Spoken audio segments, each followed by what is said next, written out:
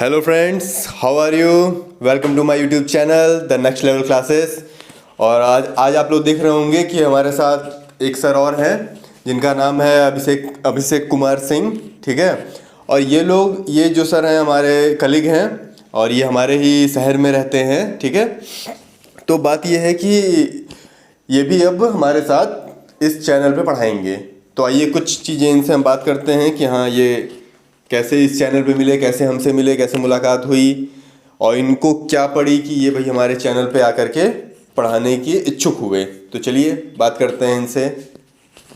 Hello friends, मेरा नाम अभिषेक कुमार सिंह है। जैसा राहुल सर ने आपको मेरा नाम तो बता ही दिया है।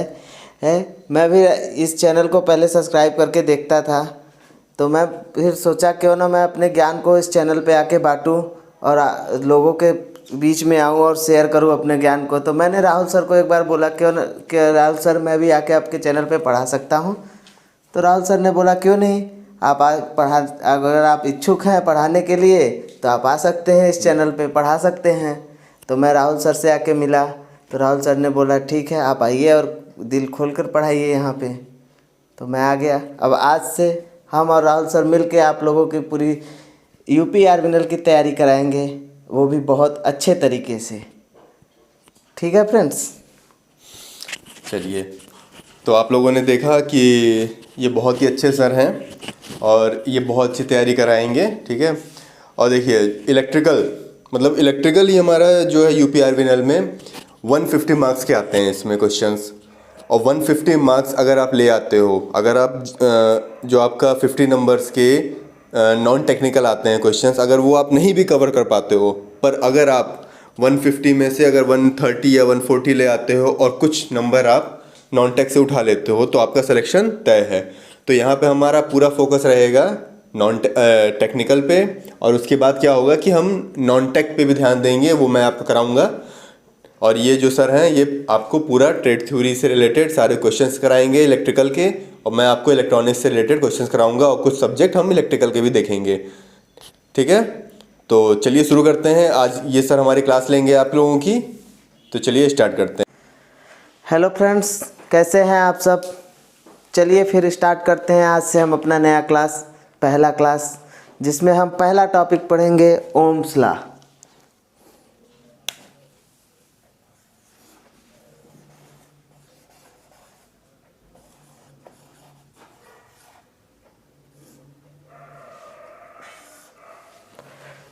तो देखा दोस्तों, हमने क्या शुरू किया है, ओम्स लॉ। ओम्स लॉ के बारे में आप कुछ जानते हैं कि नहीं, ये हम नहीं जानते। लेकिन ओम्स लॉ होता है V = I/R, जिसमें V होता है वोल्टेज, I होती है हमारी धारा,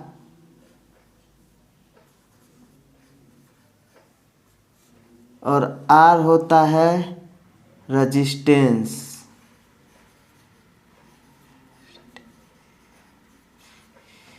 वोल्टेज का मात्रक आप सबको पता होगा, होता है वोल्ट।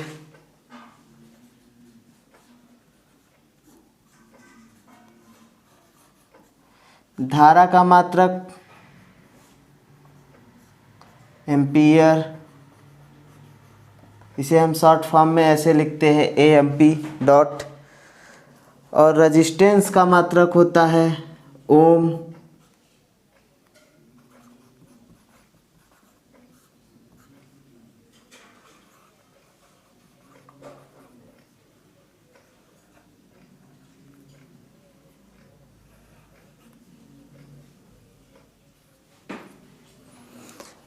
तो दोस्तों ये देखिए आप लोग, वोल्टेज का मात्रक वोल्ट, धारा का मात्रक एम्पियर, रेजिस्टेंस का मात्रक ओम। और ओम्स लॉ की एक खासियत ये भी होती है कि ये केवल DC धारा, DC वोल्टेज पर ही कार्य करता है, AC पर ये कार्य नहीं करता है। ठीक है। तो चलिए इसके थ्रू कुछ सवाल लगाते हैं हम ओम्स लॉ के थ्रू। देखिए दोस्तों, ये है आपके सामने क्वेश्चन। क्वेश्चन क्या है, यदि किसी 20 ओम के प्रतिरोध में, यदि किसी 20 ओम के 20 ओम के प्रतिरोध में 2.5 एम्पीयर की विद्युत धारा प्रवाहित हो रही हो तो उसके सिरों पर पैदा होने वाले विभवांतर का मान ज्ञात कीजिए। हमने ये अंडरलाइन क्यों किया है? इसलिए अंडरलाइन किया है क्योंकि ये चीज़ें वैल्यू हमको दी हुई है और ये वैल्यू हमको फाइंड करनी है। ठीक है, तो ये क्या दिया हुआ है? 20 ओम, मतलब क्या है? ये रजिस्टेंस। रजिस्टेंस का प्रतीक क्या होता है? आर। आर दिया है 20 ओम। उसके बाद क्या दिया हुआ है? प्रतिरोध के बाद 2.5 एम्पीयर की विद्युत धारा। ठीक है, तो धारा का प्रतीक होता है आई। 2.5 एम्पीयर, और हमें ज्ञात क्या करना है? उसके सिरों पर पैदा होने वाले विभवांतर का मान ज्ञात करना है। ठीक है, तो ज्ञात क्या करना है? वी फाइंड करना है। अब ये फाइंड करने के लिए हम यहाँ पे आएंगे, इस फार्मूले पर। किस फार्मूले पे? इस फार्मूले पे। क्या क्या है हमारे पास? आर है और आई है। भी ज्ञात करना है हमें, तो हो जाएगा भी बराबर आई इंटू आर। आई का मान 2.5 इंटू आर का मान 20 ओम। अब इसका गुणा कर दीजिए। ठीक है दोस्तों, आपने इसका गुणा किया होगा तो आप लोगों का आया होगा 50 वोल्ट। ये है इसका आंसर।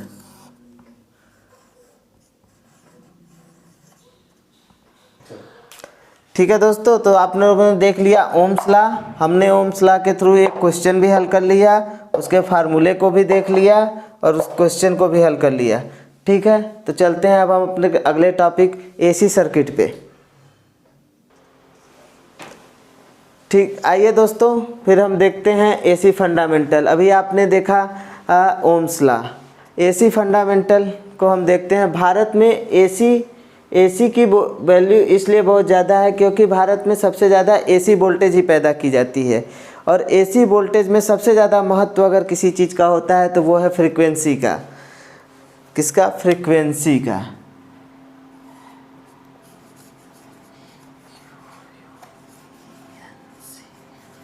इसका प्रतीक होता है एफ। अब भारत में मानक फ्रीक्वेंसी जो होती है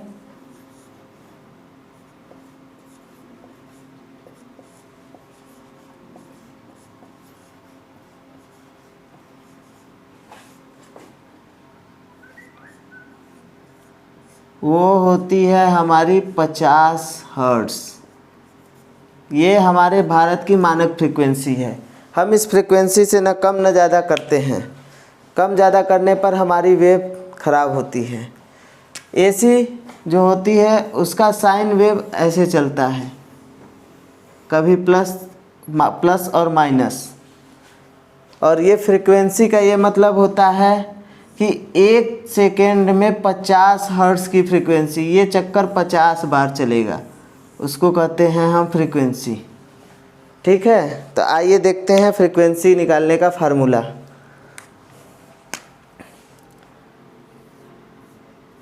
बराबर 1/T।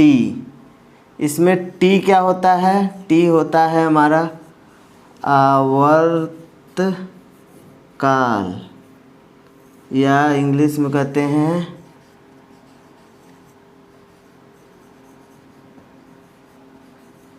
Time period. ठीक है, और एक दूसरा फार्मूला होता है F बराबर ω/2π। ओमेगा इंटू 2π, ये हो गया हमारा दूसरा फार्मूला।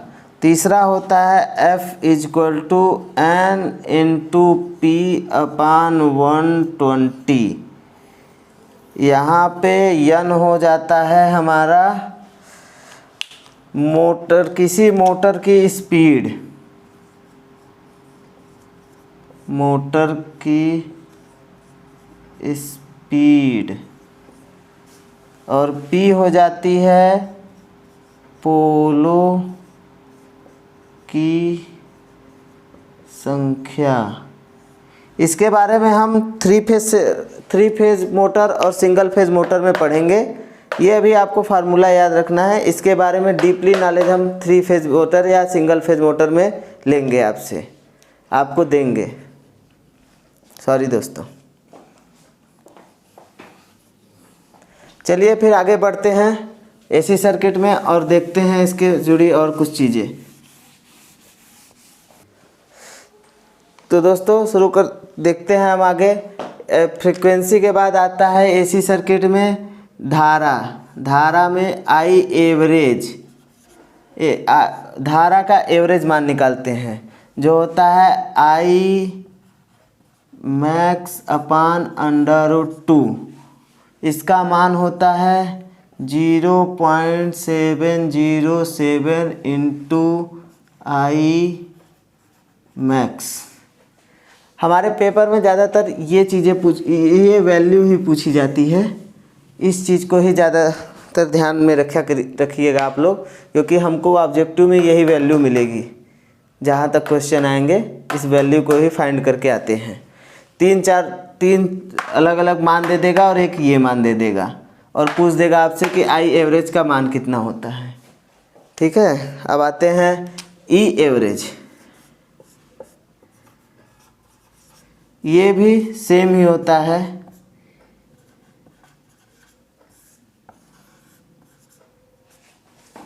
और इसका मान भी सेम ही होता है।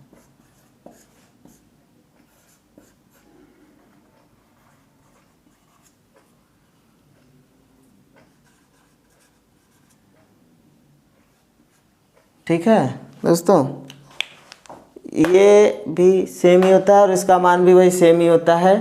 वैसे ये हमारे सब्जेक्ट में, ये हमारे कोर्स में नहीं आता है। ये आपको डिप्लोमा या बीटेक में इसके बारे में जानकारी दी जाती है। हमारे कोर्स में केवल ये आता है। आप लोग इसके बारे में ज़्यादा जानकारी रखिए, क्योंकि अभी उत्पादन का एग्ज़ाम आने वाला है। तो बहुत डीप नॉलेज, बहुत ज़्यादा उसमें ना जाइए, ज़्यादा अच्छा होगा। आप कोर्स बाय कोर्स चलिए, वो ज़्यादा अच्छा रहेगा आप लोगों के लिए। ठीक है, अब आते हैं IRMS।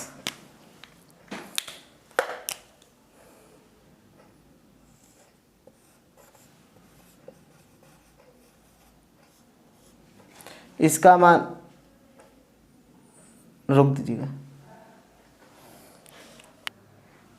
ठीक है, IRMS का मान होता है 0.636 इंटू आई मैक्स और ERMS का मान होता है 0.636 इंटू ई मैक्स। ठीक है दोस्तों, यही है मेन हमारे कोर्स का। ये हम लोगों के कोर्स में बहुत कम पूछा जाता है। वैसे एक तरह से मानिए तो नहीं ही पूछा जाता है, पूछा अक्सर यही जाता है। यही वैल्यू ही पूछी जाती है बस हमारे पेपर में। IRMS के बारे में, IRMS का मान क्या होता है वो 3 ऑप्शन दे देगा, साथ में एक ये ऑप्शन रहेगा। आपको इस पे टिक करके आना है, यही वैल्यू होती है। चलिए दोस्तों, फिर देखते हैं इसमें अगला चीज़।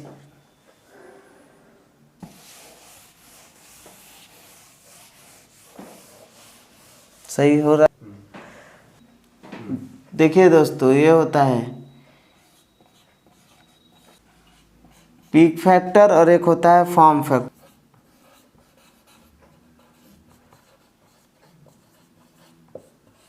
ठीक है दोस्तों, अब देखिए इसमें क्या होता है। Peak factor maximum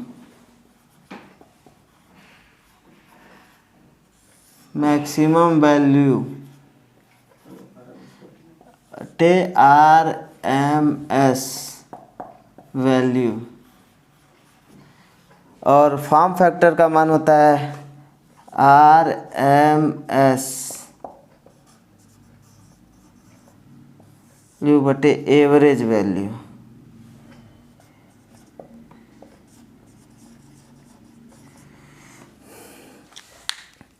peak factor maximum value बटे आरएमएस वैल्यू। इसका शॉर्टकट आप लिख सकते हैं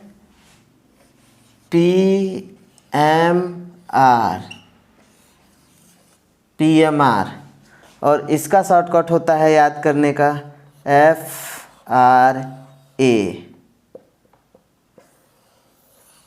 ठीक है दोस्तों, पीक फैक्टर, फॉर्म फैक्टर, ये दोनों बहुत ही इम्पॉर्टेंट क्वेश्चन हैं। इसमें से एक तो पूछा जाता है आपके एग्ज़ाम में, चाहे पीक फैक्टर पूछ दिया जाए चाहे फॉर्म फैक्टर पूछ दिया जाए, और ये कंफर्म एक क्वेश्चन आता ही आता है।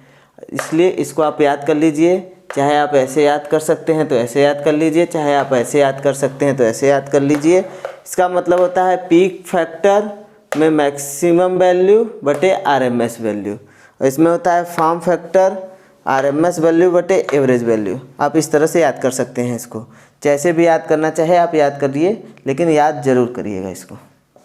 ठीक, आइए दोस्तों, अब एसी सर्किट में हम नया टॉपिक देखते हैं, इंडक्टेंस।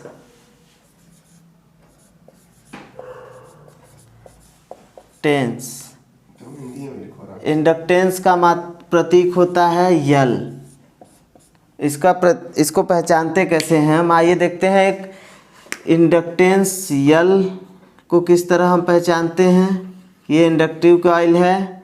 रजिस्टिव कॉइल को हम कैसे पहचानते हैं कि ये रजिस्टिव कॉइल है, और कैपेसिटिव कॉइल को हम कैसे पहचानते हैं कि ये कैपेसिटिव कॉइल है। ठीक है, ये प्रतीक आप याद कर लीजिए, क्योंकि ये तीनों चीज़ आपको पूरे इलेक्ट्रॉनिक्स में हमेशा और हर जगह मिलती रहेंगी, चाहे वो मोटर हो, जनरेटर हो, कोई भी टॉपिक हो, आपको ये तीनों चीज़ें मिलती रहेंगी, और इसके थ्रू ही आपको पहचानना होगा कि ये इंडक्टिव कॉइल है, ये रजिस्टिव कॉइल है, ये कैपेसिटिव कॉइल है। ठीक है, आइए देखते हैं हम इंडक्टेंस को यल से पहचानते हैं, और इसका मात्रक होता है हेनरी।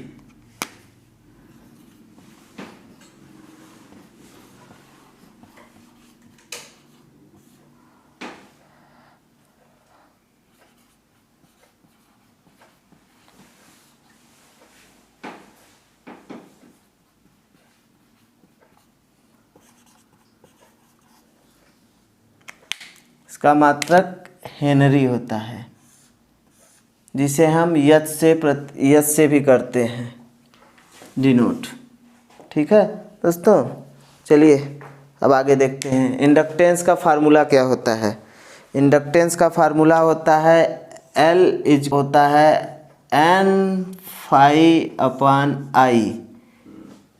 ठीक है दोस्तों, इसको हम चुंबक में विस्तार से पढ़ेंगे। अभी आप यहाँ पे देख लीजिए बस कि एल का सूत्र क्या होता है। इसके बारे में हम चुंबक के चैप्टर में अच्छे से और विस्तार से पढ़ेंगे। अब आ जाइए दोस्तों, देखते हैं इसमें अगला टॉपिक।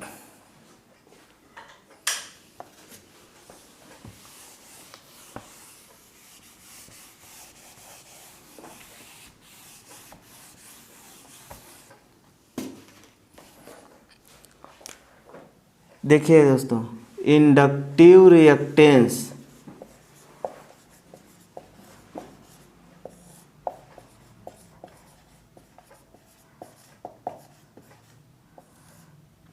इसे हम एक्सएल से डिनोट करते हैं, और इसका मात्रक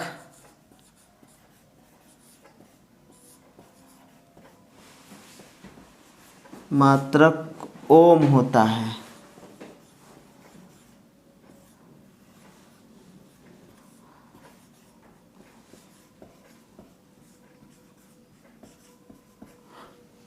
ठीक है दोस्तों, इंडक्टिव रिएक्टेंस एक्सेल से प्रतीक करते हैं, और इसका मात्रक ओम होता है। आइए देखते हैं इसका फार्मूला। एक्सएल बराबर होता है 2πfl। ठीक है, इसमें एफ हो गया आपका फ्रीक्वेंसी, ये हो गया आपका इंडक्टेंस कह सकते हैं इसको।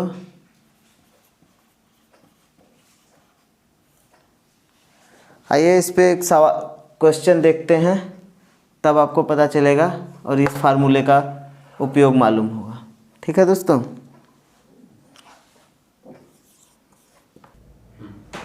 आइए दोस्तों, देखिए हमारे पास एक सवाल आया है, इसको हम हल करेंगे इस फार्मूले के थ्रू और इस फार्मूले का यूज हम पता जानेंगे।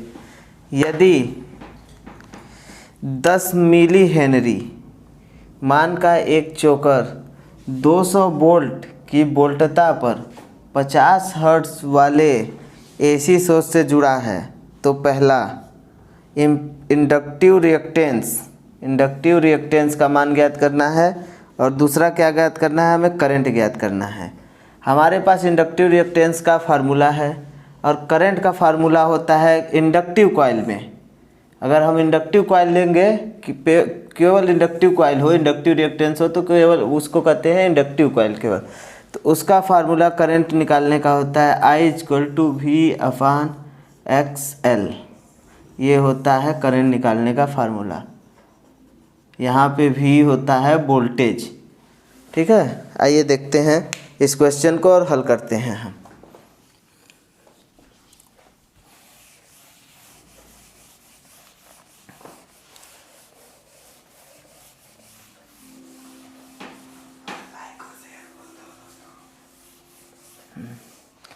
हाँ दोस्तों, एक चीज़ तो मैं बोलना भूल ही गया, कृपया हमारे वीडियो को ढेर सारे लाइक्स और शेयर करिए, बहुत सारे। ठीक है दोस्तों, आइए देखते हैं हम ये सब क्वेश्चन को हल करते हैं।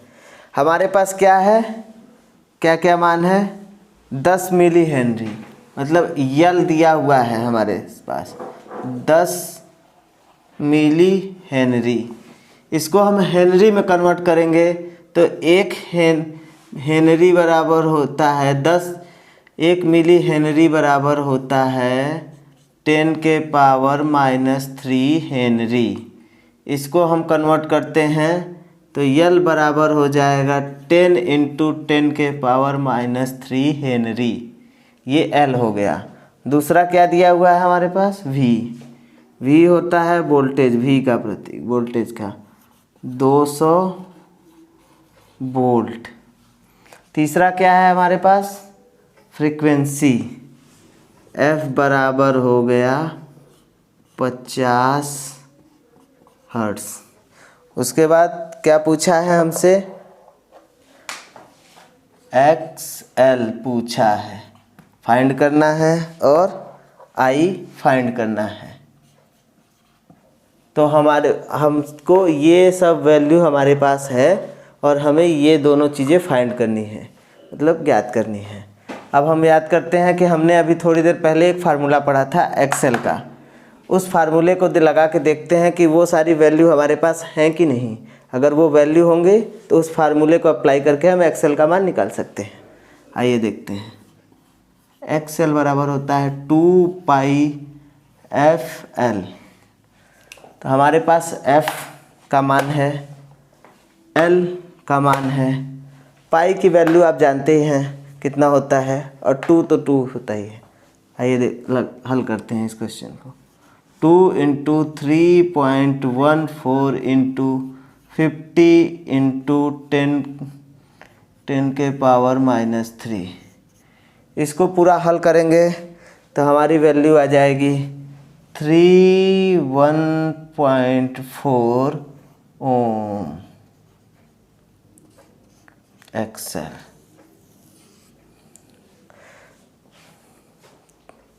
ठीक है दोस्तों, आप इसका कैलकुलेशन कर लीजिएगा, हमने डायरेक्ट आंसर लिख दिया है। हम आइए देखते हैं दूसरा क्या फाइंड करना है, आई को हम फाइंड करते हैं। आई बराबर होता है V/XL।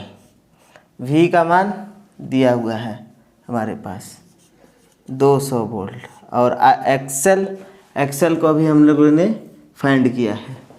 ठीक है, 301.4 ये आ जाएगा आपका 6.37 AMPI। ठीक है, आई मालूम हो, आई फाइंड हो गया, एक्सेल फाइंड हो गया। ठीक है दोस्तों, आप लोगों ने ये देख लिया। अब आते हैं हम नेक्स्ट टॉपिक पे। चलिए दोस्तों, देखते हैं हम इसमें एक और चीज़, शुद्ध इंडक्टिव कॉइल।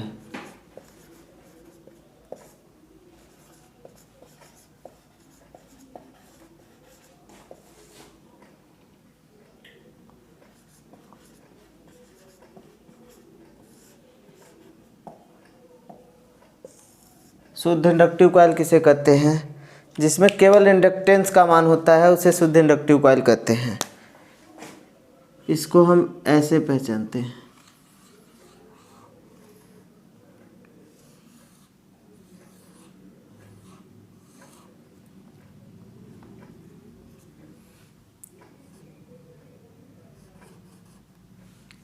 ये होता है शुद्ध इंडक्टिव कॉइल।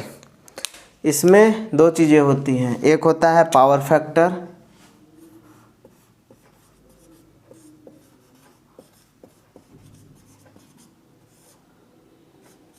और एक होती है पावर। शुद्ध इंडक्टिव कॉइल में पावर फैक्टर का मान भी 0 होता है और पावर खपत दोनों 0 होती है। वो कैसे, वो हम देखते हैं इसमें।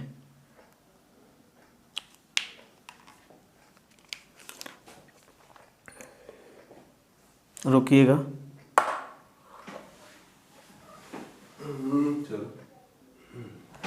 देखते हैं पावर फैक्टर और पावर का मान 0 कैसे होता है। पावर फैक्टर बराबर होता है cos फाई बराबर R/XL और पावर होता है P = VI cos फाई। ये पावर फैक्टर कहाँ से आता है, इसके बारे में अभी हम आगे पढ़ेंगे और बहुत अच्छे तरीके से पढ़ेंगे पावर फैक्टर के बारे में। या आप पावर फैक्टर के बारे में जानना चाहते हैं तो हमारे पावर फैक्टर के बारे में आप जानकारी चाहते हैं तो ऊपर हमारे एक आई बटन दिया हुआ है, उस पर आप क्लिक करेंगे तो आपको पावर फैक्टर के बारे में बहुत अच्छे से जानकारी मिल जाएगी, जिसे राहुल सर ने बहुत अच्छे तरीके से पढ़ाया हुआ है। वो वीडियो आप देख सकते हैं और आपको पावर फैक्टर के बारे में अच्छे से जानकारी मिल जाएगी वहाँ से। तो चलिए हम आते हैं अपने टॉपिक पे और देखते हैं ये पावर फैक्टर R/XL और पावर होता है VI cos फाई।